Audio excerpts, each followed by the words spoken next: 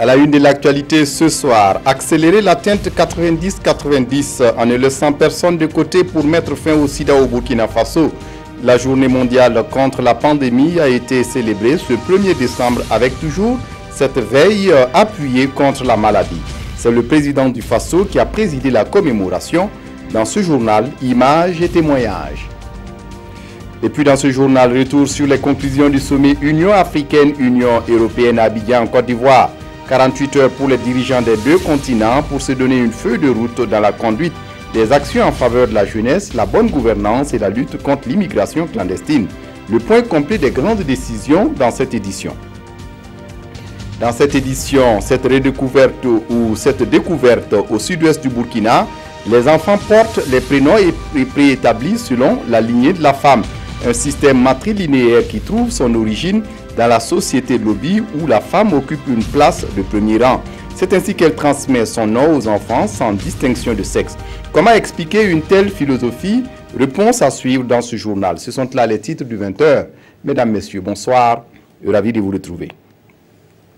Ce 1er décembre est consacré dans le monde à la lutte contre le sida, une journée internationale de sensibilisation de la pandémie. Au Burkina Faso, le gouvernement et les acteurs de la lutte se sont retrouvés à Boussé ce matin pour la commémoration en ayant en vue une accélération de la lutte sans exclusion.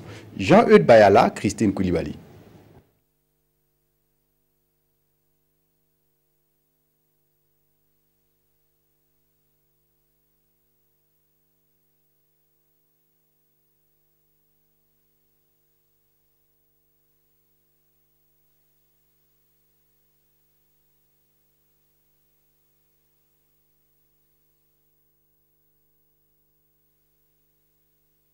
Nous retrouverons Jean-Eudes Bayala et Christine Koulibaly dans le courant de cette édition. Mais en attendant, retour sur les conclusions du sommet Union africaine-Union européenne à Abidjan en Côte d'Ivoire. 48 heures pour les dirigeants des deux continents pour se donner une feuille de route dans la conduite des actions en faveur de la jeunesse, la bonne gouvernance et la lutte contre l'immigration clandestine. Le point complet avec Draman Guéné, de retour d'Abidjan. 2 représentants africains et 2 de l'Europe ont animé cette conférence de presse de clôture du 5e sommet Afrique-Europe. Le sommet d'Abidjan a lancé l'urgence d'intervenir en Libye pour libérer les migrants du guêpier humain. Là, la première action concrète vient du Maroc. Le roi du Maroc a décidé de mettre des avions à la disposition de la task force pour aller chercher immédiatement les réfugiés. Ce que nous sommes félicités, ça veut dire qu'aujourd'hui l'Afrique n'attend pas tout de l'extérieur, nous sommes capables nous-mêmes. Mais nous avons demandé que l'Union européenne appuie les efforts du Maroc pour qu'on puisse rapatrier le plus rapidement possible les 3800 qui sont sur la route de l'aéroport. Dans le volet paix, sécurité et migration, le sommet d'Abidjan a accouché d'une déclaration conjointe, celle de la création d'une task force pour agir. Les 83 dirigeants d'Afrique et d'Europe ont pris l'engagement de couper, de tarir les sources de financement des trafiquants et des terroristes. Nous avons décidé de mettre en place dans les différents pays des forces spécialisées pour la lutte contre les trafiquants et ensuite de saisir tous les comptes. Le président Idriss Déby a saisi déjà 18 milliards. Je pense que le président Issouf encore plus. Mais le président Macron nous a informé qu'il y a aussi des comptes au Moyen-Orient, à Dubaï et autres, et le secrétaire général des Nations Unies qui a aussi des comptes en Europe. Donc, chaque pays a la responsabilité de lutter pour fermer ces comptes. Beaucoup d'autres déclarations majeures ont été aussi prises, surtout en relation avec le thème du sommet. Qu'il s'agisse de l'investissement dans la jeunesse pour un développement durable, qu'il s'agisse de notre partenariat en matière de paix et sécurité, qu'il s'agisse de la mobilité et de la migration. Et ce matin, nous avions abordé la question de la gouvernance dans son ensemble. Le sommet Afrique-Europe d'Abidjan s'est achevé à la grande satisfaction de tous et la détermination est ferme pour que les engagements pris soient honorés avant le prochain sommet. Et au nombre des rencontres en marge du sommet Union africaine-Union européenne, on évoque cette rencontre sur la situation au Togo, mais aussi cette autre rencontre sur le déploiement du G5 Sahel. On reste avec Draman Guéné des retours d'Abidjan. Aux travaux du 5e sommet Afrique-Europe, le président du Faso a pris part à une réunion sur la situation politique au Togo. Sur cette question, les discussions sont programmées pour le prochain sommet de la CEDEAO au Nigeria. Nous avons simplement écouté un compte rendu qui a été fait donc par le président de la République du Ghana, qui conduit une sorte de médiation entre les différents camps.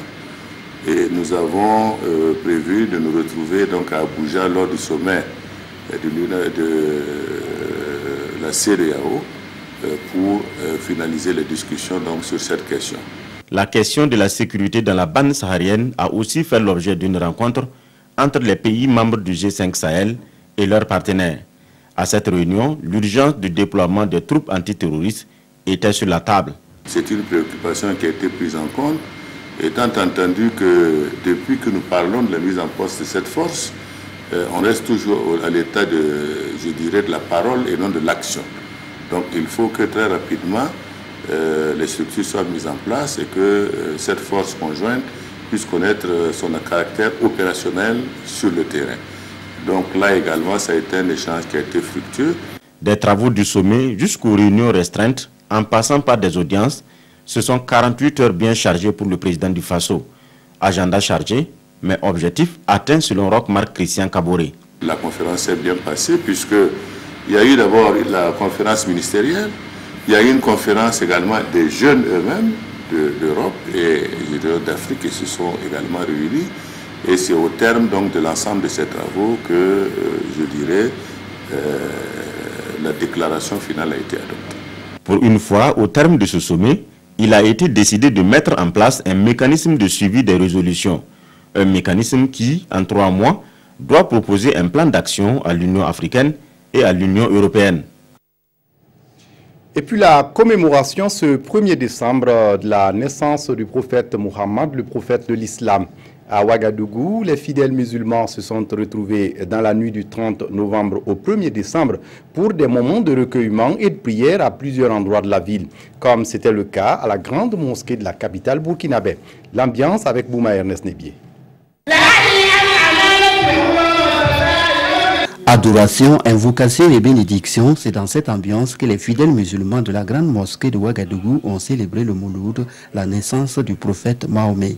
L'appel que nous lançons à toute la communauté musulmane, c'est vraiment que nous puissions nous inspirer du comportement de notre prophète.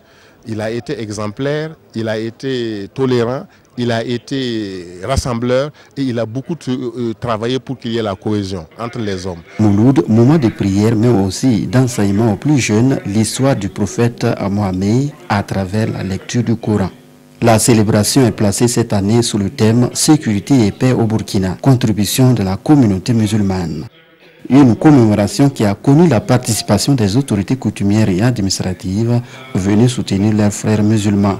Sur le plan sécuritaire, il y a plusieurs mesures que la communauté musulmane a engagées.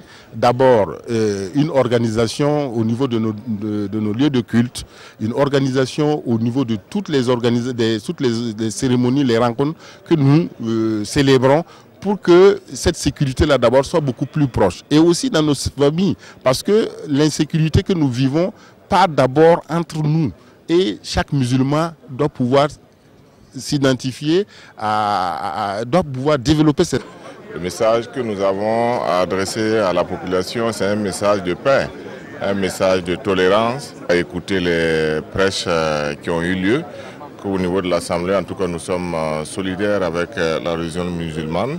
Et nous sommes solidaires avec tous les musulmans du Burkina Faso. L'islam, religion de paix, de tolérance et de solidarité, a dit dans son sermon le cheikh Aboubakar Sana qui a dirigé la prière. Des valeurs si chères à l'islam qu'il a invité les fidèles musulmans du Burkina à cultiver dans leur comportement de tous les jours. Même ambiance de ferveur dans un quartier de Ouagadougou, précisément le quartier Amdalaï, où les adeptes du cheikh Boubacar Doucouré se sont retrouvés autour de leur imam pour écouter des prêches en l'honneur du prophète Mohammed. Ismaël Diloma Sirima. La fête du Mouloud célébrée avec ferveur dans le quartier Amdalaï de Ouagadougou. Les fidèles musulmans sont venus des 4 coins du Burkina et de 8 autres pays pour écouter le message du cheikh Aboubakar Doucouré. Un message censé guider les fidèles sur les traces du prophète Mahomet. Nous les musulmans, pour cet anniversaire, on profite de l'occasion pour regrouper les fidèles, pour les rappeler, pour lire la biographie de notre prophète, les rappeler sa mission, comment il vivait avec ses parents, avec ses compagnons, avec ses voisins, avec d'autres communautés non musulmanes. Donc, parce que bon Dieu nous a dit dans le Coran qu'il est un exemple pour nous. Comment tu peux prendre quelqu'un comme exemple sans le connaître? Dans son prêche, le cheikh Doucouré s'étale aussi sur la zakat ou l'aumône, un des piliers de l'islam.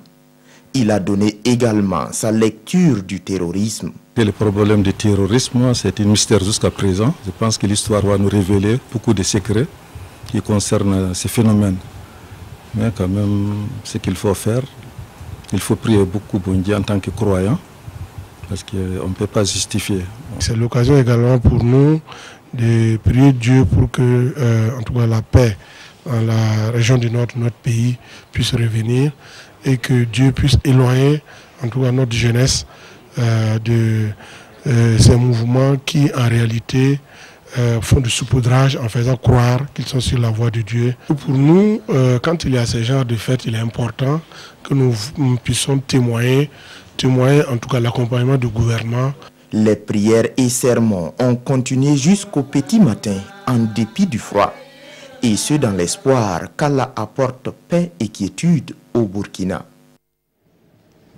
À Ramatoulaye dans le Yatenga et à Tansalga dans le Loroum, à l'instar de leurs collégionnaires des autres localités du Burkina Faso, les fidèles ont aussi célébré cette nuit du 30 novembre au 1er décembre la fête du Mouloud qui commémore la naissance du prophète Mohammed. Autour de Cheikh Aboubakar Maïga II et Abdulaziz Ouedraogo, ils ont loué abondamment Dieu. Joseph Bambara. À Ramatoulaye, tout comme à Tansalga en cette nuit de Maouloud, plusieurs centaines de personnes bravent le sommeil et la fraîcheur pour commémorer la naissance du prophète Mahomet. Pendant que le cheikh Aboubakar Maïga II de Ramatoulaye dans le Yatenga réfléchit sur le thème développement économique et autonomisation selon le Saint-Coran, le cheikh Abdulaziz Ouedraogo de Tansalga dans le Loroum porte son choix sur la patience, clé de tout succès. Deux thèmes certes différents, mais qui reposent sur le même vœu, la paix. Tous ensemble avec le gouvernement, main dans la main, si nous invoquons Dieu, il va venir à notre secours, afin que nous vivions dans la paix. Dieu a horreur du mal, et le prophète nous enseigne de nous abstenir de tout mal. Il dit que quiconque voit venir le mal, qu'il le change en bien par l'action ou par la parole. La stabilité, c'est aussi le souhait du gouvernement. Au-delà du soutien apporté aux fidèles musulmans, la délégation ministérielle réaffirme à cette occasion solennelle son vœu de quiétude pour le peuple burkinabé. Durant cette journée, les musulmans vont intensifier en prière pour demander la paix, pour demander la sécurité pour tous. Et je pense que par ce temps qui court, le Burkina en a beaucoup besoin. Pour y arriver, les guides spirituels de Ramatoulaye et de Tansalga invitent les fidèles musulmans d'ici et d'ailleurs à l'observation des règles de l'islam. Autre actualité, l'université de Koudougou porte désormais le nom de Norbert Zongo, le journaliste d'investigation assassiné le 13 décembre 1998 alors qu'il enquêtait sur la mort d'un employé du frère cadet de l'ex-président Blaise Compaoré. Le baptême de l'université est intervenu ce 30 novembre. Par cet acte, le gouvernement burkinabé souhaite rendre hommage à un journaliste émérite qui a œuvré pour la liberté de presse au Burkina. Le film de la cérémonie avec Nongba Kouda et Yolande Lompo. La deuxième université du Burkina change de dénomination. L'homme qui troublait la quiétude du régime de Blaise Compaoré a désormais son nom inscrit en gros caractères à l'entrée de l'université de Koudougou. Cette celle érigée est un hommage rendu au journaliste d'investigation Norbert Zongo. Retrouvé mort dans des circonstances non encore élucidées le 13 décembre 1998. Le professeur Al-Kassoum Maïga s'en souvient comme si c'était hier. Au moment où le combat était engagé pour réclamer justice pour Norbert Zongo et ses compagnons d'infortune, j'étais là à Koudougou. Et j'ai pris ma part activement dans la lutte avec un certain nombre de camarades. Nous avons donc fait des meetings, des marches, et avec notre célèbre place, le théâtre de l'amitié, où on se retrouvait. Pour la famille, l'État doit faire plus pour l'Ulysse disparu. Elle attend que lumière soit faite sur ce dossier. C'est une belle initiative, comme tout le monde l'a reconnu. Ça fait, je dirais, la 3e initiative. Et la première fois c'était à Ouaga, avec la rue Norbert Zongo. La 2e fois à Koutougou, toujours la rue Norbert Zongo. Et cette fois-ci, l'université. Je pense que c'est un témoignage, un symbole vivant qui reconforte la famille Zongo, même si on a demandé que justice soit faite. En marge de cette cérémonie, 15 enseignants promus au grade de maître assistant, de maître de conférence et de professeur titulaire de chaire ont porté leur épitaphe. Dans le cadre d'un partenariat université-entreprise, l'université Norbert Zongo s'est vue dotée de poubelles. Un complexe omnisport sortira bientôt de terre au sein de l'école normale supérieure, selon le président de l'université Norbert Zongo. Et quelques heures seulement après que le nom de son fils soit immortalisé à jamais sur l'un des plus grands temples de savoir du pays, la mère du journaliste Norbert Zongo s'est éteinte dans la nuit du 30 novembre. Malheureusement, elle ne connaîtra pas toute la vérité sur la mort de son fils, mais elle était convaincue que tôt ou tard, Dieu va juger. Venons-en à cette figure qui s'est révélée au grand public burkinabé, mais aussi au public international, lors du face-à-face très éprouvant entre le président français Emmanuel Macron et les jeunes réunis à l'université Joseph Kizerbo de Ouagadougou. Elle s'appelle Salimata Na Traoré, elle est étudiante en droit, elle réside à Bobo-Dioulasso. Il est vrai que ces questions étaient sans objet puisqu'elles avaient déjà été répondues par le président français quelques minutes auparavant au palais des Kossiam. Mais la jeune femme s'est fait applaudir pour son éloquence et sa maîtrise devant le président français. De retour à Bobo-Dioulasso, une de nos équipes est allée à sa rencontre. Reportage avec Kamadou Lougué. Elle était la vedette sur les réseaux sociaux après le face-à-face entre le président français Emmanuel Macron et les étudiants du Burkina Faso. Ici, il est question, en dehors de tout procédé diplomatique ou toute la solennité que certaines questions exigent, allez-vous, Monsieur le Président, enfin déclassifier les archives françaises sur le dossier Soma Sankara? Étudiante en master de droit, Salimata Na Traoré pris par son éloquence, un don peut-être, mais surtout renforcé par un effort personnel. Salimata Na Traoré, avec ce talent, si ça en est un, c'est un cocktail, c'est un peu de tout. Les parents, je dirais oui, bien que mon papa ne soit pas allé à l'école, mais il est quelqu'un d'assez expressif, qui exprime très facilement ce qu'il a sur le cœur. Il y a les enseignements, il y a la formation personnelle, parce que je lis beaucoup. Je suis très très curieuse, c'est le trait de caractère qui me définit le mieux, je crois. Je touche un peu à tout. Une curiosité et une soif d'apprendre qui ont permis à Na Salimata de pousser assez loin ses études. En 2012, elle obtient un prix d'excellence de la meilleure oratrice, une reconnaissance qui lui ouvre grandement les portes de l'université. J'ai eu le prix en tant qu'élève modèle sur le plan de la discipline et du travail.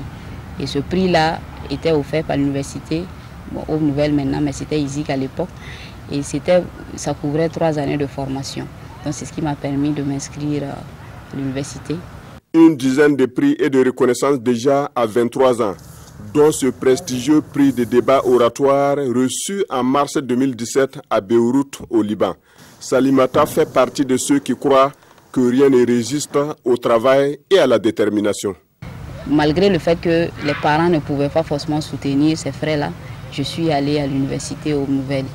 Et donc c'est pour dire que tant qu'on a la volonté acharnée de travailler, tant qu'on se donne les moyens de réussir, qui ne sont pas forcément financiers, on réussit toujours. L'étudiante Na Salimata Traoré rêve déjà d'une belle carrière d'avocate. En attendant, elle rédige son mémoire pour couronner ses études en Master 2 de droit, option droit des affaires internationales. Cette découverte ou redécouverte à présent au sud-ouest du Burkina Faso, les enfants portent des prénoms préétablis selon la lignée de la femme. Un système matrilinéaire qui trouve son origine dans la société Lobi où la femme occupe une place de premier rang. C'est ainsi qu'elle transmet son nom aux enfants sans distinction de sexe. Plus d'éclairage avec Aimé Solange Guigma. Je m'appelle Kamou Ini Roseline. En portant le prénom Ini, cette jeune fille du sud-ouest est sûrement la troisième fille de sa mère. Et cela s'explique. En pays Lobi, la société est caractérisée par un système bilinéaire à domination matriarcale. Et pour les Lobi, la maman qui porte l'enfant, c'est sûr que l'enfant est de la maman. Mais le papa, ça peut dépendre de beaucoup de paramètres. Donc c'était ça c'était d'abord le nom de famille. Maintenant, ce qui concerne les prénoms, il faut dire que les prénoms sont donnés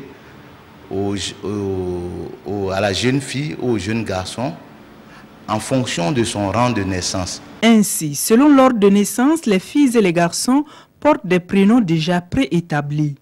Donc quand vous prenez la jeune fille de la première à la 9e fille, vous avez Yeri, Oo, Ini, Mimine, Toto, Sesere, Papa, Bamban et Glou. Ça, c'est le nom des jeunes filles en fonction de leur rang de naissance. Il faut dire pour les jeunes garçons, ça part du premier aussi à la 9e, au 9e garçon, c'est Sie, Sansan, Olo, Bébé, Tor, Kambou, Koko, Bamban et Glou. Vous voyez qu'à partir du 9e nom, c'est le même nom chez la fille que chez le garçon. Parce que les lobbies disent qu'à partir du 8e enfant, la femme va atteindre l'âge de la ménopause. Donc tous ceux qui viendront après le 8e est considéré comme le inconnu. Tout ça, ça a peut-être une connotation chez nos ancêtres. Mais ils n'ont pas pris le soin. Jusque-là, peut-être les chercheurs peuvent nous aider à bien cerner ces noms-là. Sinon, au Ghana, c'est un peu cet ordre-là. Je m'appelle Yao Mensa, là, veut dire que je suis le 3e garçon. Mensa veut dire 3. Yao, c'est sié chez eux. Vous voyez? Et comme nous sommes partis du Ghana, nous sommes forcément tenus de venir avec un peu leur culture. Et je pense que c'est ça qui nous a amenés à donner de l'ordre dans la venue des enfants. Les Naba, là, ce sont des humains. Selon les garants des coutumes Lobi, après le 7e enfant, le prénom est donné en fonction du lieu de naissance ou en référence avec les éléments de la nature. Quand on finit ça et qu'on ne sait plus donner comment il faut faire, on donne les noms des arbres. C'est pour ça que vous avez un professeur à Ouagadougou qui s'appelle Mon. Vous voyez, c'est un arbre qu'on a donné, c'est-à-dire la paille. Ça permet de connaître plus si c'est par mère, par maman. Qu'on connaît combien d'enfants la femme a mis au monde. Si vous avez 20 femmes, il doit y avoir 20 siés dans votre famille. Et ces prénoms ne sont que des appellations en attendant l'initiation au Yoro, à l'issue de laquelle l'initié perd son prénom au profit d'autres traits symboliques. On a par exemple Vokite. Cela signifie qu'aucune entreprise maléfique ne pourra rien contre le porteur de ce nom. Généralement, les noms d'initiés, ça se termine par T, TE pour les garçons et NA pour les filles. Voilà, ça c'est un peu des noms des guerriers. Voilà, c'est des noms qui ont des significations un peu plus approfondies. C'est donc une sorte de reconnaissance que les peuples du Sud-Ouest témoignent à la femme, celle sur qui repose l'économie familiale. Elle transmet de ce fait son nom aux enfants sans distinction de sexe et le classement des enfants se fait selon sa lignée dans cette partie du Burkina. Ce premier reportage inaugure une série de reportages réalisés par la rédaction de la télévision du Burkina dans le cadre du 11 décembre 2017, célébré à Gawa. Désormais, jusqu'au 11 décembre, vous pourrez suivre quotidiennement des sujets en lien avec la région du Sud-Ouest. Je le disais en titre, ce 1er décembre est consacré dans le monde à la lutte contre le sida, une journée internationale de sensibilisation de la pandémie.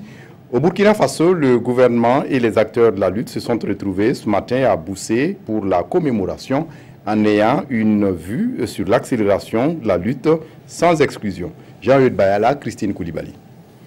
Au nom de son Excellence, Monsieur le Président du Faso, Président du Conseil national de lutte contre les IST, je prends ici et maintenant l'engagement que le gouvernement du Burkina Faso va s'associer à la vision 90-90-90 de l'ONU-SIDA afin qu'à l'horizon 2030, on classe le sida dans la liste des maladies éliminées au Burkina Faso. C'est une vision au triple 90 qui engage le Burkina Faso à 90% de malades diagnostiqués, dont 90% seront sous traitement et 90% auront atteint une charge virale indétectable d'ici 2030. Un nouvel élan s'amorce donc dans la lutte contre la pandémie. Face à la volonté politique, se dressent cependant de nombreux défis. La faible adhésion aux tests de dépistage. Seulement 25% de la population connaît son statut sérologique vis-à-vis du VIH. Une autre inquiétude et non des moindres demeure la fréquence très élevée des grossesses non désirées et précoces chez les jeunes filles, ce qui dénote des comportements à risque quand on sait que derrière toute grossesse se cache un risque d'infection à VIH. Face donc au risque de rebond, l'amélioration de l'offre de services de prévention en ne laissant personne de côté s'impose, mais aussi et surtout une mobilisation à tous les niveaux. Ne plus avoir de VIH-Sida dans nos pays, ça veut dire que c'est un engagement de toutes les parties. Il y a l'État, il y a les politiques, il y a toutes les associations qui quotidiennement font de la sensibilisation dans les différentes zones où elles sont. Il y a les journalistes et on doit tous s'y mettre pour que nous puissions avoir véritablement des succès qui soient à la hauteur des attentes de nos populations, parce que c'est une pandémie qui est à travers le monde et vous voyez déjà que malgré les efforts qui ont été faits, il y a encore du travail à faire. Et ça, c'est l'ignorance également qui amène les gens à être dans des maladies et à transmettre les maladies sans le savoir. Et il faut qu'on comprenne, nous tous, qu'il y a intérêt à être dépisté. À cette journée commémorative des 30 ans de lutte contre le sida, l'engagement et le mérite d'une dizaine de personnes ont été reconnus par la nation. Au rendez-vous de Boussé, le président du Faso n'est pas venu les mains vides. Une ambulance et bien d'autres produits de première nécessité ont été remis aux structures sanitaires de la région du plateau central. Rendez-vous est pris donc en décembre prochain pour la 31e journée dans le Sahel. En route pour Boussé, le président du Faso a fait escale à Laye où il a eu droit à un bain de foule. Un nouveau-né dans l'univers médiatique au Burkina, Eco TV, une web diffusion qui traite des informations économiques et financières. Elle vient d'être portée sur les fonds baptismaux ce jeudi 30 novembre en présence de Rasmane Zoundi et de Christine Koulibaly. Eco TV, elle est la dernière née du paysage médiatique burkinabé. Uniquement disponible sur la toile, son ambition est de rendre accessible l'information économique et financière. Nous sommes dans un pays qui est en plein développement et les décideurs, les opérateurs économiques, tous ceux qui sont dans le domaine de l'économie ont besoin d'avoir l'information juste et l'information utile afin de pouvoir prendre les bonnes décisions, afin aussi de pouvoir se positionner et de pouvoir faire évoluer l'économie de façon générale. Pour le ministère en charge de la communication, cette nouvelle chaîne de web-télévision vient répondre un tant soit peu aux besoins d'informations de plus en plus variés et exigeants de la population. Ça élargit l'horizon médiatique au Burkina Faso, ça consolide l'espace médiatique et l'espace de la liberté d'expression, ça diversifie les sources d'information et c'est davantage plus réconfortant pour un ministère comme le ministère de la Communication. Eco TV vient compléter une gamme de produits médiatiques déjà proposés par le groupe Eco d'Afrique. Elle est disponible sur la plateforme www.ecodufaso.com. Et puis du sport pour refermer cette édition, le tirage au sort de la phase finale de la Coupe du Monde est intervenu cet après-midi en Russie. Les 32 équipes nationales de football qualifiées sont maintenant fixées sur l'identité de leur adversaire en Russie en l'été prochain.